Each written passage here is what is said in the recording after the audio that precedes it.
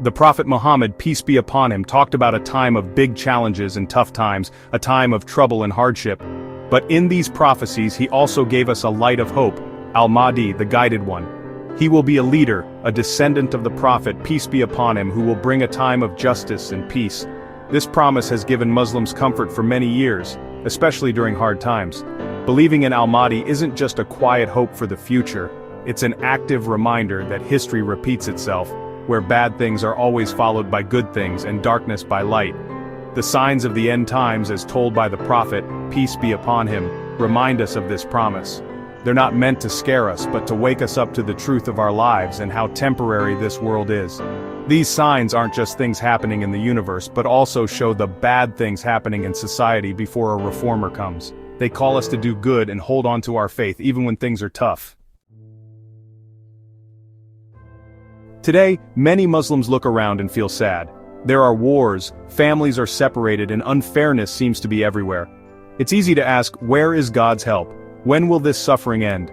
The Prophet, peace be upon him, told us about these trials.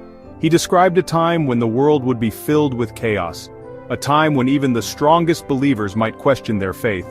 But he also reminded us that after every hardship comes ease. Al-Mahdi will come when we need him most. He will appear when the world is dark, showing us the way to justice and righteousness. His arrival will prove God's promise, that he doesn't forget those who serve him. He will lead with justice and kindness. He will rule not with force but with righteousness and piety. With him as our guide, Muslims will experience a golden age, a time of strong faith and prosperity. The Prophet, peace be upon him, gave us descriptions of Al-Mahdi so we can recognize him. He will be a descendant of the Prophet, peace be upon him, from the family of Fatima and Ali. He will have the same name as the Prophet, Muhammad ibn Abdullah. He will have special physical features like a high forehead and a long, thin, curved nose, but more importantly, he will be a man of great character, known for his piety, knowledge, and just leadership.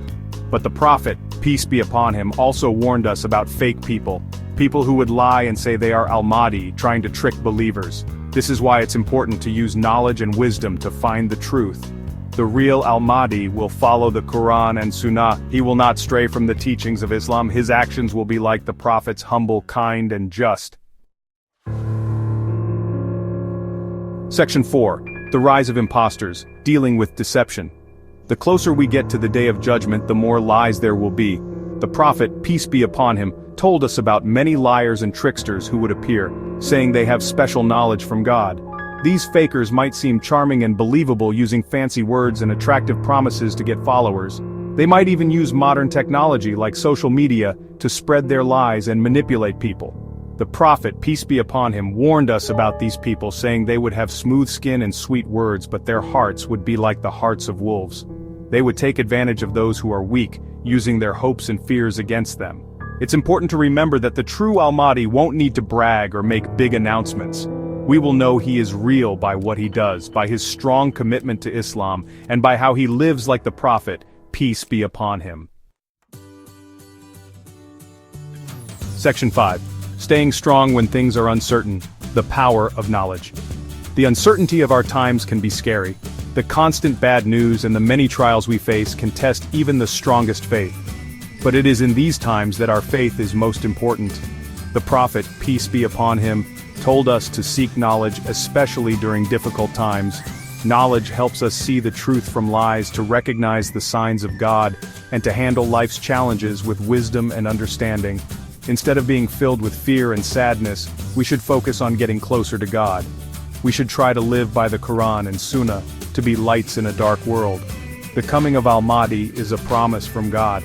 It reminds us that even in the darkest times there is still hope. Our job is to stay strong in our faith, to be good and kind, and to look forward to a brighter future. Section 6. Conclusion: Waiting for a brighter future. Believing in Al-Mahdi isn't just about waiting for one leader. It's about having hope for a fairer and kinder world. It's about knowing that the hard times we face are not the end of our story, but the beginning of a better chapter. The Prophet's, peace be upon him, words give us comfort and guidance. The best people are those of my generation, then those who follow them, then those who follow them. This reminds us that every generation has a job to do in upholding what is right and working towards a better future. As Muslims, we must live with justice, compassion, and knowledge. We must be a source of hope for ourselves and for others. We must work to create a world where the teachings of Islam thrive, making way for Al-Mahdi and the fulfillment of God's promise. Let us wait for that day with patience, perseverance, and strong faith. Because truly, God is with those who are patient.